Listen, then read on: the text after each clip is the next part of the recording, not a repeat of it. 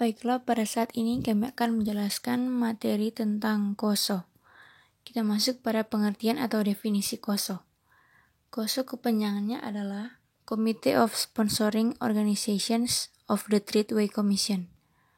Sejarahnya, KOSO berkaitan dengan FCPA atau Foreign Corrupt Practices Act yang dikeluarkan SEC atau United States Securities and Exchange Commission atau disingkat SEC, adalah Komisi Sekuritas dan Bursa Amerika Serikat, adalah suatu badan independen dari pemerintah Amerika yang memiliki tanggung jawab utama untuk mengawasi pelaksanaan dari peraturan-peraturan di bidang perdagangan efek dan mengatur pasar perdagangan pada bursa efek. Dan US Congress pada tahun 1977 untuk melawan fraud atau kecurangan dan korupsi yang marak terjadi di Amerika pada tahun 70-an. Perbedaannya adalah FCPA merupakan inisiatif dari eksekutif legislatif, sedangkan KOSO lebih merupakan inisiatif dari sektor swasta. Sektor swasta ini membentuk National Commission on Fraudulent Financial Reporting atau dikenal juga dengan The Treatway Commission pada tahun 1985. Komisi ini disponsori dan didanai oleh 5 professional association, yaitu AICPA atau American Institute of Certified Public Accountants, yaitu suatu organisasi profesional dalam bidang akuntansi publik. Yang kedua, AAA atau American Accounting Association.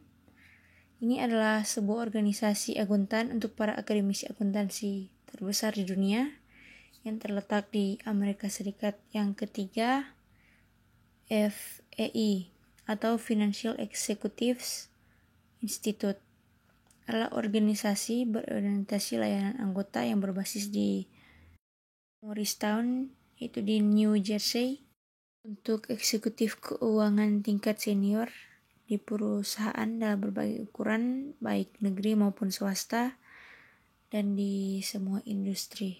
Selanjutnya itu IIA atau Institute of Internal Auditors. Ini adalah organisasi yang mengadvokasi, menyediakan konferensi pendidikan, dan mengembangkan standar pedoman dan sertifikasi untuk profesi audit internal.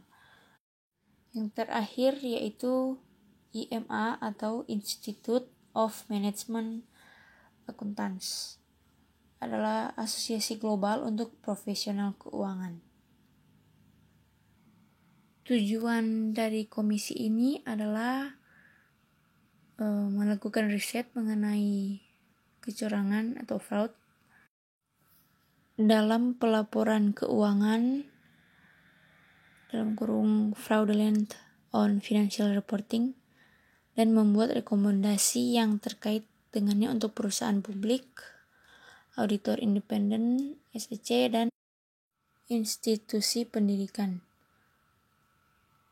Walaupun disponsori oleh 5 professional association, tapi pada dasarnya komisi ini bersifat independen, dan orang-orang yang ada di dalamnya berasal dari berbagai kalangan, yaitu dari industri akuntan publik, bursa efek, dan investor. Nama Treatway sendiri berasal dari nama ketua pertama, yaitu James C. Treatway, Jr. Komisi ini mengeluarkan report pertamanya pada tahun 1987. Isi reportnya diantaranya adalah merekomendasikan report komprehensif tentang pengendalian internal atau Integrated Guidance on Internal Control, sehingga dibentuk KOSO yang kemudian bekerjasama dengan Coopers and Lybrand dalam membuat laporan tersebut. Coopers and Lybrand mengeluarkan report pada tahun 1992 dengan perubahan minor pada 1994 dengan judul Internal Control Integrated Framework. Report ini berisi definisi umum internal control dan membuat framework untuk melakukan penilaian atau assessment dan perbaikan improvement atas internal control. Kegunaan dari report ini salah satunya adalah untuk mengevaluasi FSCPA compliance di suatu perusahaan. Berikut ini adalah poin penting dalam report COSO Internal Control Integrated Framework pada tahun 1992. Pertama, itu definisi internal control menurut COSO. Definisi internal menurut COSO adalah suatu proses yang dijalankan oleh Dewan Direksi, Manajemen, dan staf untuk membuat reasonable assurance mengenai efektivitas dan efisiensi operasional, reliabilitas pelaporan keuangan, dan kepatuhan atas hukum dan peraturan yang berlaku. 2.